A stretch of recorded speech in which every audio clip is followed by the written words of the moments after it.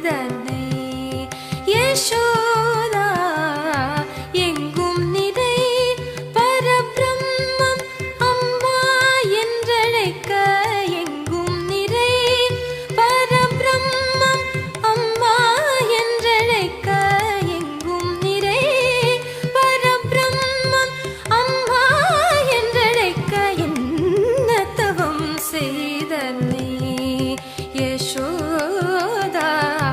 என்ன தவம் செய்தனை